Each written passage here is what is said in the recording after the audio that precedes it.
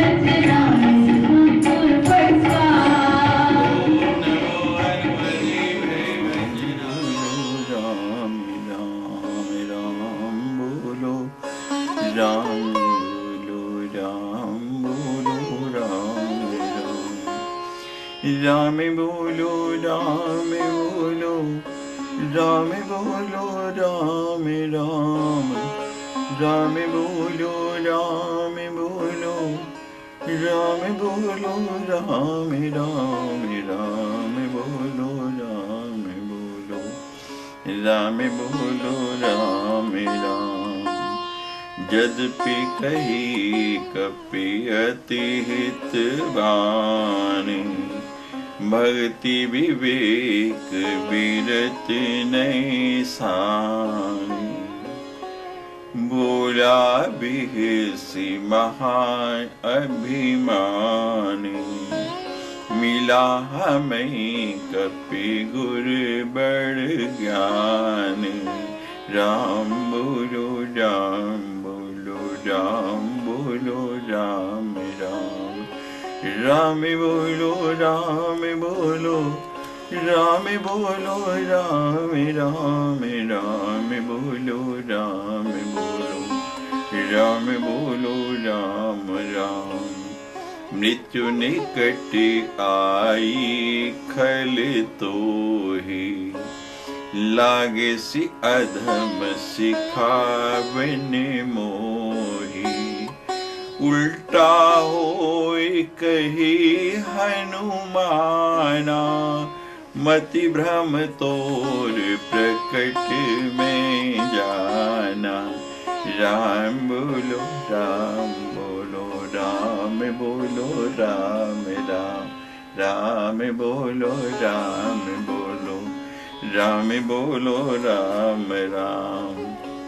सुन कपि वचन बहुत खिसियाना बेगिन हर सुनत निशाचर मारन धाई। सचिवन सहित विभीषण आए। राम बोलो राम बोलो राम बोलो राम राम राम बोलो राम बोलो राम बोलो राम राम राम बोलो राम बोलो राम बोलो राम राम। नाई शीस कर बिने बिहूता नीति विरोधी ने मारे दूता। हाल दंड कछु करे गोसाई, सबहि कहा मंत्र भले भाई। राम बोलो राम बोलो, राम बोलो राम राम, राम बोलो राम बोलो, राम बोलो राम राम, राम बोलो राम बोलो, राम बोलो राम राम। सुनत बिहिसी बोला दस कंदर, अंग भंग करे पठियो निशिचर। मंगल भवन अमंगल हारी, जबु सुदशरथ अजर बिहारी। राम बोलो राम बोलो, राम बोलो राम राम, राम बोलो राम बोलो, राम बोलो राम राम, राम बोलो राम बोलो, राम बोलो राम राम, राम बोलो राम बोलो, राम बोलो राम राम। कपि के ममता समुझाए, तिल बोए बांध पुने। पावक देहुल गाय, राम बोलो राम बोलो, राम बोलो राम राम, राम बोलो राम बोलो, राम बोलो राम राम, राम बोलो राम बोलो, राम बोलो राम राम, राम बोलो राम बोलो, राम बोलो राम राम। जयकारा वीर बजरंगी, हर हर महादेव। मोहमूल बहुसूल पद जागो, तुम अभिमान भजो। राम रघुनायक कृपा सिंधु भगवान। हनुमान जी रावण को समझा रहे हैं। 6 प्रकार से 6 प्रकरण हुए पिछले दोहे में। पहले में 5 प्रश्न रावण ने जो किए, हनुमान जी ने उन 5 प्रश्नों के उत्तर दिए। दूसरे प्रकरण में भगवान के रूप, भगवान के अवतार और अवतार लेने का हेतु, इस विषय की चर्चा की। तीसरे में जब रावण ने पूछा कि किस अपराध के कारण मारा राक्षसों को, तो बता दिया, सबका अपराध सिद्ध कर दिया और अपनी सफाई दे दी। चौथे प्रकरण में 3 बार सुन कह के रावण को सुनाया। सुन रावण ब्रह्मांड निकाया, पाई जा सबर विरचित माया। सुनो मान तज मोर सखावन, और सुन 10 कंठ कहूं पन रोपी, कि मेरी बात को अच्छी तरह से सुन ले। और 5वें प्रकरण में त्याग, ग्रहण और उसका फल। त्याग, विचार बता दिया कि किसका त्याग करना है, किसका ग्रहण करना है और उसका फल क्या प्राप्त होगा। और 6ठे प्रकरण में भक्ति बता दी कि भगवान की भक्ति करो, भक्ति विवेक निरत, कि भक्ति किए बिना दूसरा कोई साधन नहीं है, कोई तरीका नहीं है। यद्यपि कही कपि अति हित बानी, भक्ति विवेक निरति नैसानी। हनुमान जी ने जो वचन कहे, जो बात कही, जो वाणी की, यद्यपि कही कपि अति हित बानी, वो रावण का बहुत हित करने वाली, उसका हित साधन करने वाली लाभदायक थी, लेकिन रावण को अच्छी नहीं लगी। हनुमान जी ने तो भक्ति, विवेक और विरति, वैराग्य की शिक्षा दी, और बड़े ही सुंदर ढंग से। लेकिन आप किसी को अच्छी शिक्षा दो, किसी के हित की बात करो तो उसको ये लगता है ये तो मेरा बुरा ही चाहता है। जैसे बचपन में आप बालक का जीवन बनाने के लिए उसको पढ़ने के लिए प्रोत्साहित करते हैं, अच्छे कार्यों के लिए प्रोत्साहित करते हैं, खेल कूद में कम समय लगाकर और शिक्षा की ओर ज्यादा ध्यान दे, इस बात पर जोर देते हैं। लेकिन बालक को क्या लगता है ये तो मेरा अच्छा चाहते ही नहीं, वो विपरीत सोचता है। यहाँ भी यही परिस्थिति हो रही है। हनुमान जी हित की बात कर रहे और रावण को बहुत बुरा लग रहा है, और क्रोध आ गया और गुस्सा आ गया और अभिमान में भरा हुआ रावण कहता है बोला बड़ा ज्ञानी। बहुत जोर से हंस के अभिमान से चूर वो रावण मिलता है। क्या वो रावण जो चारों वेदों का ज्ञाता है, जिसको संसार का प्रकांड विद्वान बना जाता है, जितने इतने इतने सुंदर स्तोत्र शंकर जी की स्तुति में रच दिए, जिसके स्तोत्रों का कोई मुकाबला नहीं है, उस रावण को आज ये वानर शिक्षा देगा? जिसका शिव तांडव आज भी जगह जगह गाया जाता है और जिसका शिव तांडव सुनते ही भगवान शंकर भी नृत्य करने लगते हैं। तत्सुरति सागर रचयिता नटराज राज नमोनम। भगवान शंकर भी जिसके स्तोत्रों पर इतने मस्त हो जाते हैं, इतने भाव में आते हैं, उसको ये वानर शिक्षा देगा? वो रावण आज एक बंदर से शिक्षा लेगा। मिला हमें कपिल बढ़ गया कि देखो ये वानर कैसे ज्ञान की बातें मुझे रावण के समक्ष कर रहा है। गुरु तो हित की बात कहता है।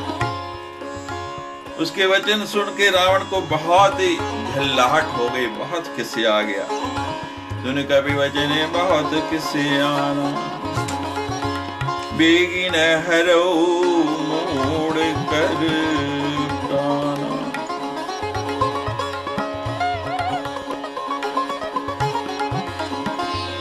मृत्यु निकट आई खल तो ही, लागे सी अधम सिखावन मोही।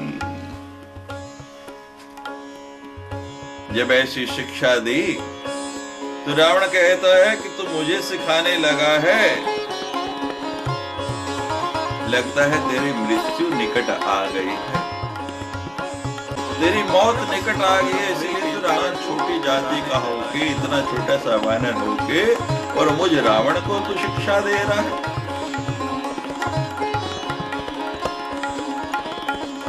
मृत्यु निकट आई खल तो ही, तूने मुझे शिक्षा दी है तो गुरु दक्षिणा में मैं तुझे क्या दूंगा? क्योंकि जब गुरु से कुछ लो तो गुरु दक्षिणा में, दीक्षा लो तो गुरु दक्षिणा देनी ही पड़ती है। तो कहते मैं तुझे गुरु दक्षिणा में वो चीज दूंगा, वो वस्तु दूंगा जो आज तक किसी को नहीं मिली होगी। रावण कहता है वो क्या दूंगा? मृत्यु मृत्यु निकट आई खल तो ही, कि लगता है तेरी मौत निकट आ गई। आज मैं गुरु दक्षिणा में, तूने मुझे सीख दी है, ज्ञान दिया है, उसके बदले में मृत्यु दूंगा। हनुमान जी ने जब ऐसा सुना तो कहने लगे उल्टा हुई कही हनुमाना, मति भ्रम तोर प्रकट में जाना। कि मैंने स्पष्ट देख लिया है, ये प्रकट में नजर आ रहा है कि तेरी मति जो है ना अब पूरी तरह से भ्रमित हो चुकी है। मृत्यु तो तेरी आई है, पर जब से मैं यहाँ आया हूं तब से तू देख रहा है लंकिनी मारी गई, तेरा पुत्र अक्षय कुमार मारा गया, तेरा वो वन जहां आज तक पक्षी भी परिंदा भी पर नहीं मार सकता था, उसको मैंने उजाड़ डाला, तहस नहस कर दिया। और अभी भी तू कहता है रावण मृत्यु मेरी नहीं तेरी आ रही है, लेकिन तू उसको देख नहीं रहा है, समझ नहीं रहा है। जो तू कह रहा है मुझे मृत्यु निकट आई सी कल तो ही, तो मेरी नहीं उल्टा होए। जो तू कह रहा है इसके विपरीत होगा, उलट होगा, मेरी नहीं मृत्यु तो तेरी आई है उल्टा होए कहे हनुमाना। लेकिन तेरी मति में ऐसा भ्रम पड़ चुका है, ऐसी भ्रमित हो चुकी है कि तू उसको देख नहीं रहा, तू उनको समझ नहीं रहा।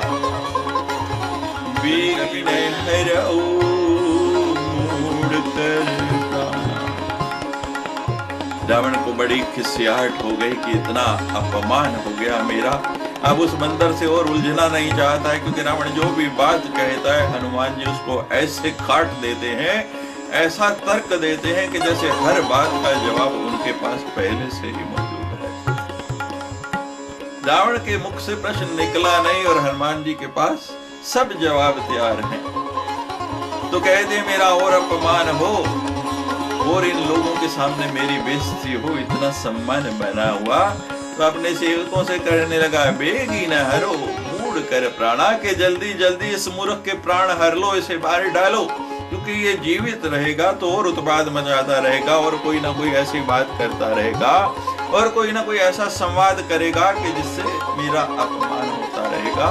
बेगी न हरो मूड कर प्राणा, सुनती निशाचर मारने सचिवन सहित विभीषण आए। सुनते ही एकदम वो राक्षस मारने के लिए दौड़े, लेकिन बड़े भय डर के थोड़ा जा रहे हैं कि हनुमान जी का कोई पता नहीं। वहां जो है ब्रह्मास्त्र से बनते बनते भी ऐसे गिरे कि कई को नीचे ही अपने दबा के मार डाला। कहीं यहाँ भी कोई ऐसा उत्पात नहीं मचा दे। बड़े सचेत होके डर डर के आगे बढ़ रहे हैं। रावण ने तो कहा बेगी न हरो के जल्दी जाके, लेकिन वो बड़े सोच समझ के देखभाल करते हुए एक एक कदम रखते हुए आगे जा रहे हैं। और ठीक उसी समय विभीषण जी का पदार्पण हो गया। ते समय विभीषण आए।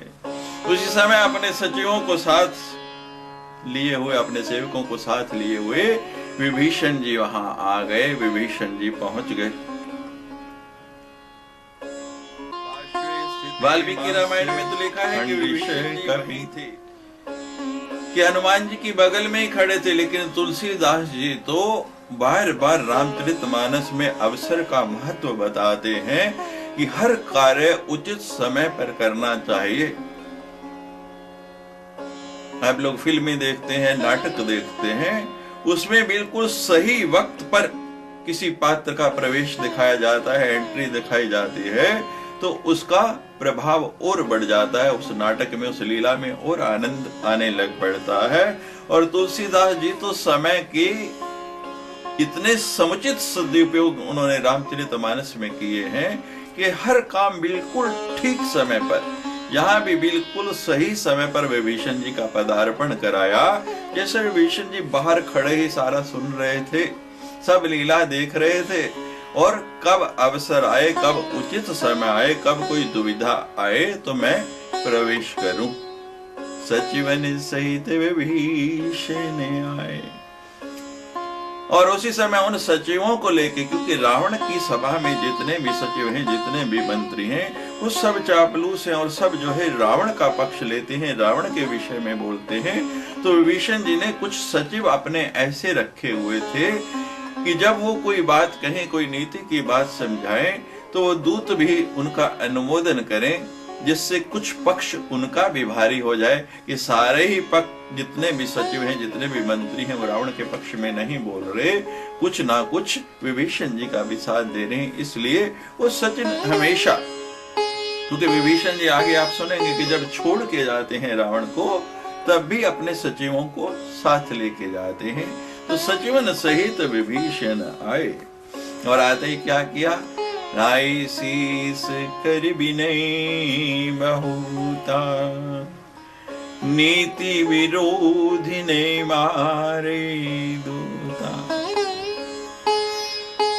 नाई शीस कराते ही रावण के चरणों में सिर झुकाया, और सिर झुका के बहुत विनय की, सिर झुका के बार बार बार बार विनय करने लगे, बार बार प्रणाम लगे। नाई शीस कर विनय बहुता, नीति विरोध न मारे दूता। और रावण से कहने लगे कि महाराज दूत को मारना नीति के विरुद्ध कार्य है रावण, और ये नहीं करना चाहिए। निवास्यामासित तो विभीषणो महासुरम सायुधम उत्तम वधे। ये दूत को मारा नहीं जाता, उसका वध नहीं किया जाता, कोई और दंड दे दो, कोई और ऐसा उसको कठोर दंड दे दो, लेकिन प्राण हरण नहीं करो, क्योंकि नीति कहती है कि दूत का वध नहीं करना चाहिए, दूत को मारना नहीं चाहिए। आन दंड कछु करी गोसाई सब ही कहा मंत्र बल भाई। कि कोई दूसरा दंड दे दो, कोई चिन्ह बना दो, कोई बाल काट दो, कोई नाक काट दो, कोई कान काट दो, लेकिन मृत्यु दंड दूत को मारना जो है वो नीति शास्त्र के विरुद्ध है। और रावण तुम तो नीतिवान हो। जब ऐसी बात कही तो जो रावण के साथ सचिव आए थे सबसे पहले उन्होंने अनुमोदन करना शुरू किया, और जो दूसरे लोग थे जब उन्होंने देखा तो बात कुछ उनको भी जची, उन्होंने भी कहा, सभी कहा मंत्र भले भाई कि ये मंत्र बहुत अच्छा है, ठीक है, इसका पालन करना चाहिए। नीति विरोध न मारे दूता, दूत को मारना नहीं चाहिए, कोई ऐसा दूसरा दंड इसके लिए निश्चित कर दो। जब सबकी सम्मति ऐसी रही, सुनत भी सी बोला 10 कंधर, अंग भंग करे पठई बंदर। ये सुनते ही रावण हंस के बोला कि ठीक है विभीषण जी, आपकी बात मान लेते हैं, इसको मारते नहीं है, इसका अंग भंग कर दो, कोई ना कोई शरीर का हिस्सा जो है उसको तोड़ डालो या काट डालो, जिससे आपकी बात भी रह जाए और इसको दंड भी मिल जाए। इस बंदर ने बहुत उत्पात मचाया है, मेरा बहुत नुकसान किया है। सारी सभा इकट्ठी हो गई, सब मंत्री इकट्ठे हो गए, सब में विचार होने लगा, मंत्रणा होने लगी। कोई कहता है कान काट दो, कोई कहता है एक बाजू तोड़ दो, कोई कहता है टांग तोड़ दो। सब अपने अपने विचार देने लगे, सब अपनी अपनी बात कहने लगे। तो उसी समय उनमें से किसी मंत्री ने सुझाव दिया, कपि के ममता पूछ पर सभी कहूँ समुझाई, तिल बोरी पट बांध पुनी पावक देहु लगा। कहने लगे बंदर को सबसे अधिक ममता किस पर होती है? कपि की ममता पूंछ पर। सबको अपनी पूंछ पर ममता होती है, वानरों को पूंछ से ज्यादा किसी वस्तु पर ममता नहीं। सब ही कहूँ समझाए, सबने ये बात समझ ली, सबने अनुमोदन कर दिया, सब हाँ करने लगे कि ये बात तो ठीक है, ये वानर की ममता पूंछ पर होती है। कहते फिर पूंछ को काट डालो। फिर कहने लगे नहीं, काटने से तो आनंद नहीं आएगा, कटेगी एक झटके में। कई बार बंदर की पूंछ टूट जाती है, वहां थोड़ा निशान रह जाता है, कोई अंतर नहीं पड़ेगा। पूंछ को काटो भी इस जगह से कि जिसको ज्यादा से ज्यादा कष्ट हो, ज्यादा से ज्यादा तकलीफ हो, कोई ऐसा साधन सोचो। तो फिर महाराज मंत्रणा होने लगी, और मंत्रणा करके जब बुरे लोग मंत्रणा करते हैं तो विपरीत करते हैं, और अच्छे लोग मंत्रणा करते हैं तो अच्छी मंत्रणा करते हैं, अच्छा विचार करते हैं। तो यहाँ उन्होंने मंत्रणा की कि क्या करना चाहिए, क्या करें। तो यहाँ विचार हुआ कि तेल बोर पट बांध पुनी, पहले इस पे कपड़ा लपेट दो, बोरियां बांध दो, रुई लपेट दो, और उसके बाद क्या करो, तिल, उसके ऊपर तिल छिड़क दो, उसको तिल से भिगो दो, और फिर क्या करो, जब वो अग्नि का ताप लगेगा, इसकी पूंछ जलेगी, अंदर पीड़ा होगी, तो ये नाचेगा, कूदेगा, उछलेगा और बड़ा आनंद आएगा। उसको देख देख के सारे ही लंकावासी हर्षित होंगे। और कौतुक देखने के लिए तो लोग आए ही थे। तो सबने ये निर्णय कर लिया कि तेल बोर पटे बांध पुनि पावत देहु लगाए। कपि की ममता पूछ पर। अब वानर की ममता पूछ पर क्यों है? बड़ा सुंदर वर्णन है इसका। जब ब्रह्मा जी ने सब देवताओं को आज्ञा दी कि भगवान का मानव अवतार हो रहा है, नर अवतार हो रहा है, नर लीला करनी और भगवान की सहायता के लिए सभी देवता वानर भालुओं के रूप में प्रकट हो जाओ, तो भगवान शंकर भी अपने आराध्य की सहायता करने के लिए वानर रूप में पृथ्वी पर चलने के लिए तैयार हो गए। पार्वती ने पूछा, भगवान आज कहाँ की तैयारी है, कहाँ जा रहे हैं? तो बोले, शंकर ने बताया कि भगवान ने नर अवतार लिया है, नर लीला करनी है और नर अवतार में उन्हें आवश्यकता पड़ेगी, रावण से युद्ध होना है, महाबली रावण से, तो मैं उनकी सहायता के लिए वानर रूप में जा रहा हूँ, ब्रह्मा जी की आज्ञा है। पार्वती कहती है, मैं भी साथ चलूंगी। कहने लगे, तुम क्या करोगे? वहां तो युद्ध करना है, लड़ाई करनी है। पार्वती कहती है, किससे लड़ाई करनी है? बता दिया, रावण से। तो कहने लगी, फिर तो मैं जरूर चलूंगी। क्यों? पार्वती कहने लगी कि मुझे भी रावण से अपना पुराना हिसाब चुकाना है, कुछ मेरा हिसाब किताब है, उसको चुकाना है, इसलिए मुझे भी जाना है। भगवान ने कहा, ठीक है, कैसे जाओगे? कहते, महाराज आप बानर बनेंगे, मैं आपकी पूंछ बन जाऊंगी। और हर एक की पूंछ पीछे लगी हुई है। ये जो पत्नी है ना, आजकल सबकी परिस्थिति ये है, उनका ही साम्राज्य चलता है। तो महाराज पार्वती पूंछ बन के आ गए, और जब ये मंत्रणा हो रही ना, पार्वती बड़ी हर्षित हो रही, बड़ी प्रसन्न हो रही, क्योंकि ये सारी की सारी प्रेरणा तो उसकी थी। बुद्धि बन के वही उन सभासदों की, वही उन रावण के अंदर बैठ गई, जैसे सरस्वती साक्षात मंथरा के अंदर बैठ गई थी और राम को वनवास हुआ, वही कार्य आज परिणित हो रहा है। यहाँ भी सरस्वती जो है किसकी बुद्धि में बैठ गई? सब सभासदों की, सब रावण की। वो तो चाहती ये थी कि मेरे ऊपर कपड़ा लपेट के आग लगाएं और मैं इसकी लंका को जला दूं, क्योंकि इसने लंका, उस सोने का महल जो मैंने अपने लिए बनवाया था, मेरे पास नहीं रहने दिया, और मेरे पास नहीं रहा तो मैं इसके पास भी नहीं रहने दूंगी। ये कल का प्रसंग रहेगा। और यहाँ लिखा है, ममता मल जरी जाए, कि जब ममता में आग लगा दो, ममता जल जाती है, ये मल जल जाता है, तो जीव सीधा भगवान से जुड़ जाता है, उसके पास चला जाता है। जब तक ये ममता हमारे पास रहेगी, जब तक हम ममता के बंधन में फंसे रहेंगे, तब तक ईश्वर से जुड़ नहीं पाएंगे। और जैसे ये ममता की रस्सी कटी, ये बंधन खुला, या इसको आग लगा के हमने जला डाला, इसका अग्नि संस्कार हो गया, तो उसी क्षण हमारा ईश्वर से संबंध हो जाएगा। जब तक हम इस ममता में फंसे हुए हैं, इसके अंदर लिप्त हैं, तभी तक हमें ईश्वर की याद नहीं आती। रावण भी कैसे मोह ममता में लिप्त है, ऐसा इस ममता के अंदर, ऐसा इस आसक्ति के अंदर उलझ गया कि उसको ये भी बोध नहीं रहता कि मैं किससे युद्ध करने चला जाता हूँ। प्रभाव दिखा दिया, नमूना दिखा दिया कि जिनके सेवक में इतना बल है, उनमें कितना बल होगा। लेकिन रावण ऐसा मोहग्रसित है कि फिर भी उसको मोह सकन व्याधि का बोला, फिर भी उसको बोध नहीं होता।